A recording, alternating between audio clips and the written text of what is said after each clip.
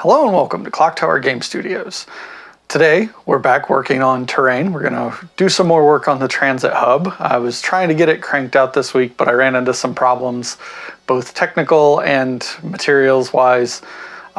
So my computer crashed, my hard drive took a crap on me, and I ended up spending a good chunk of this week working on getting it back up and running and trying to recover as much of that data as I could. I got most of it, so it'll be all right. It's not ideal, but you know, things happen. So let this be a lesson to you from an IT guy by trade. Back up your materials, any data you have, back up to at least 2 different hard drives in 2 different places. That's a whole different topic for a different channel though. So while I was editing video for the Transit Hub, I realized that I hadn't done a step-by-step process for how to do the concrete textures that I've been using for NeoNagoya. And since this is an urban sort of cyberpunk terrain board, there's a lot of it, so it's worth talking about, especially if you yourselves are planning to make any kind of urban environment, whether it's modern, sci-fi, even historical back to a certain degree. Concrete goes back a long way in history and in architecture, so it's worth knowing how to get the best kind of textures you can. This particular method is best used for pavement, like sidewalks and sort of parking lots and that sort of thing, where they use asphalt slab or concrete slabs. I suppose you could use it in some buildings as well, but it's most adequate for sidewalks and that sort of thing. So to do this, we're going to need foam core, hobby knife, glue, just normal PVA, hobby paints, including a couple different washes, which I made my own, which we'll show in here in the video. And of course, brushes and all the normal typical stuff that goes with painting. So once you've got that together, we'll dive right in. So the first thing we're going to be doing is taking our hobby knife with our fresh blade, and we're going to texture the area we want to be concrete. So the first thing I'm doing here is I'm taking just the tip and the edge of my hobby knife, and I'm cutting in where a crack will be on the edge of the first step there. And then after I'm finished with where I want that crack to be, I go through and I start just perforating the entire foam core area that's going to be concrete by just stabbing it with the tip of the knife. You'll note as I'm stabbing it, I'm rotating the knife between my fingers, and this is so that not all of the punctures are going the same direction. It'll give it a more random, natural look. So be careful while you're doing this. Keep your free hand out of the way. Make sure that you've got a solid surface underneath whatever you're stabbing. Don't stab yourself as you're doing this. Be very careful.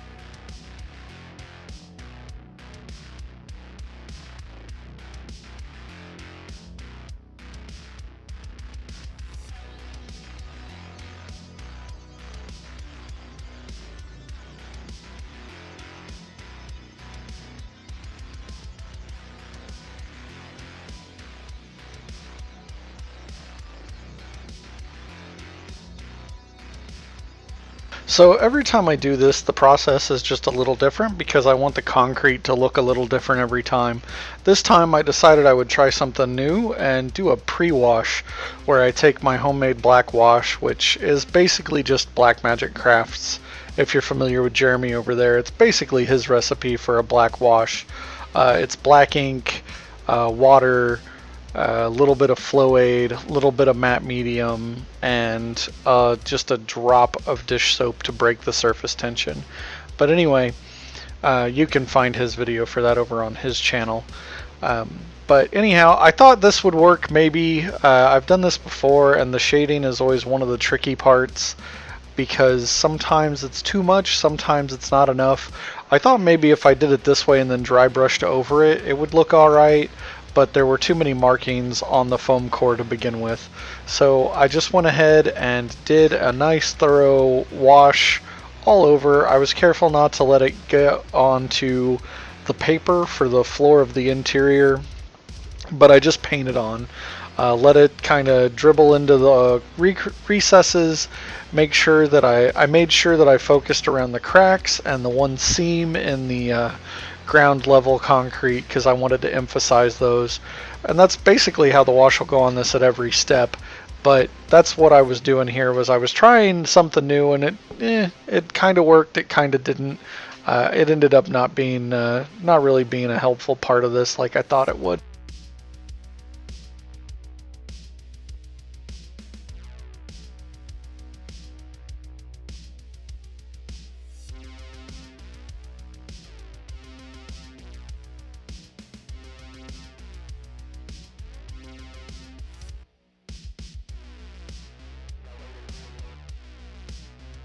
Once I had finished with the pre-shading, I decided the next thing to do was going to use a dark gray, and this is just a standard dark gray hobby paint, and I'm doing what's called an overbrush.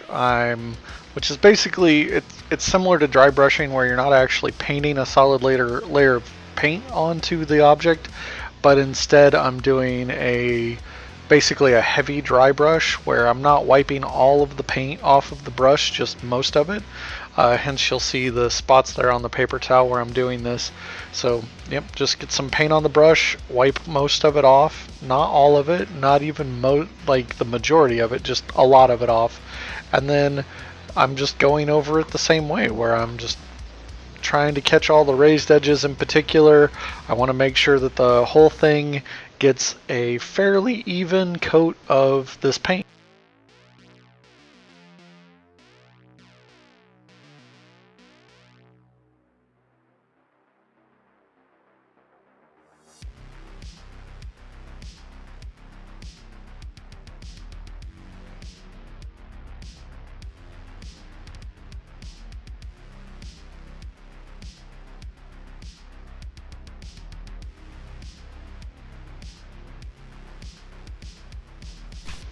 Once we've finished that initial coat, the next thing we're going to do is go over a lighter gray, and this time we're going to actually dry brush it, where you get just a little bit of paint on your big fluffy brush and then just carefully go over the whole thing. And the idea is to put as little paint as possible onto the model. So here you can see there a little bit, I didn't quite get enough paint off the brush the first time, so I had to go back and take another step at it. And this time I'm just going to stipple and dry brush on this lighter gray to help pick out the textures and the raised edges.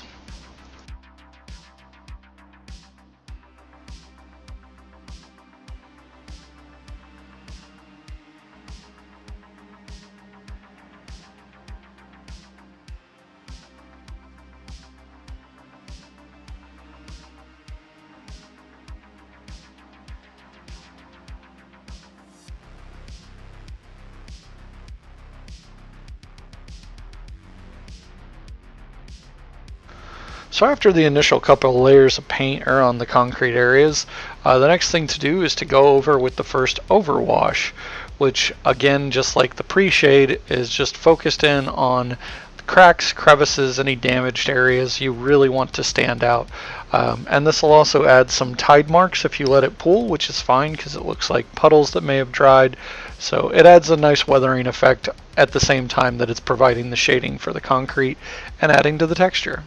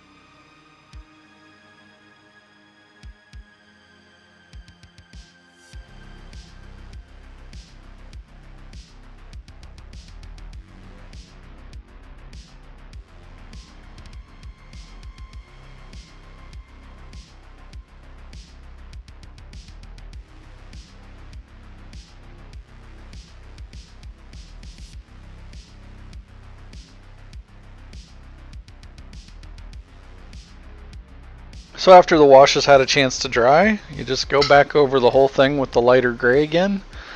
Basically, anytime I'm going back at this point, it's with the lighter gray. And that's just to help lighten and brighten things up just a bit, because the washes can really darken this down. The gray tones really just drink up the dark washes. So be careful with that, and you basically just go back and forth until you get the results you're looking for. It took me a couple back and forths on this to really get the results, so I just did it as often as it took. So here's another light gray dry brush, and then we'll move on to the next step.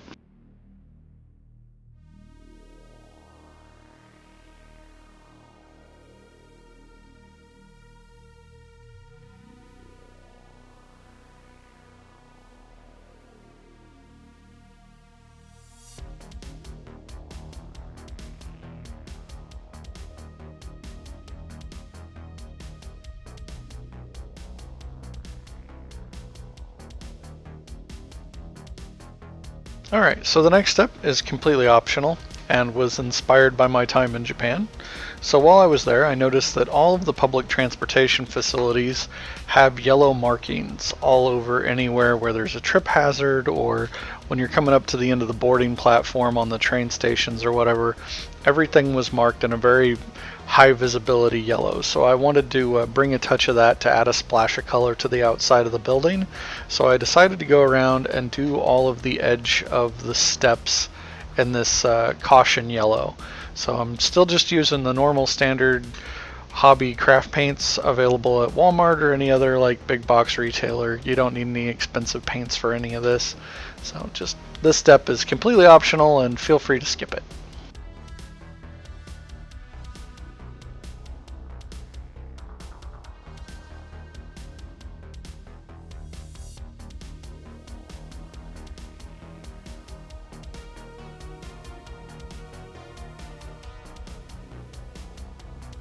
At this point, I was pretty happy with how the model looked. The concrete's starting to really come together. So the next thing I wanted to do is just to add a little more depth and a little more life to it, kind of enhance the realism a little bit. I decided to go back over it with a brown wash instead of the black one. The recipe is just the same. It's my same homemade wash, but instead of using black ink, uses brown ink. And I just go over this kind of the same way I had been with the black washes. I focus on the places where there's cracks and crevices, and I just want to darken those down and make sure they stand out.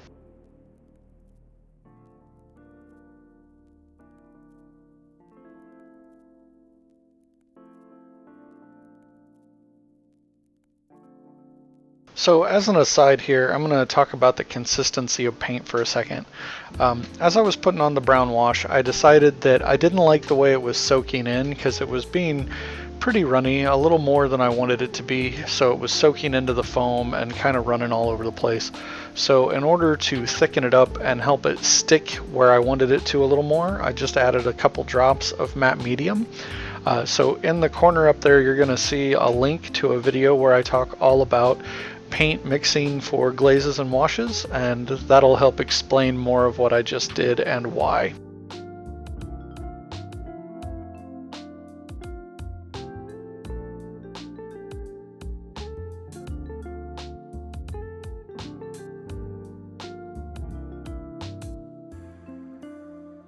And here we're coming down onto the home stretch. So I'm pretty happy with the entire thing at this point. The last thing I want to do is just add some final highlights. So I've got my lighter gray that I've been using, and now I'm just mixing in a little bit of pure white from the same brand. And I'm going to switch to a smaller brush, and I'm just going to dry brush this into the exact areas I want, and do a little bit of edge highlighting on the steps as well. So this is just going to be to bring out the highest places and the jagged edges of the concrete.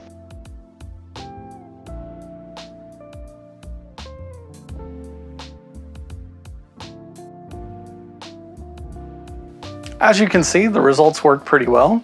I really like the end result of this particular mix, the way the weathering and the washes worked to make the concrete of the steps look abused and worn, like they've been constantly in use, and that it rains here a lot. I really like those effects on this particular piece, and I'm probably going to go back and update a couple of the other pieces I have that look a little less weathered, and probably add some more washes to them to add to the rained on effect for the entire board, so it looks a little more cohesive, and like the environment there takes a little bit more of rainy days, because I really like the effect this had. So adding that to the rest of the board should be pretty cool. So I'm gonna probably work on that. There's a lot of different ways you can make variations on this, by varying the colors of paint you use, by varying how much of the washes you use, varying the different colors of washes. You could add more green to indicate that there's a little bit of like mildew or moss growing in the puddles. You could add water effects into some of the cracks to make it look like it's freshly rained on. You could do a lot of different things with this to add more to it, or to get a different effect out of it. So if you've liked the video, if it inspired you to build your own concrete sort of terrain boards, if it's inspired you in any way or you learned anything, be sure to hit the like button, share, subscribe, and hit the notification bell to see what we're up to next time here at the Clock Tower. Also, if you really liked the video, you can support us on Patreon and buy me a coffee. The links for those will be in the description below. And thanks again for watching. Remember, at the Clock Tower, it's always game time.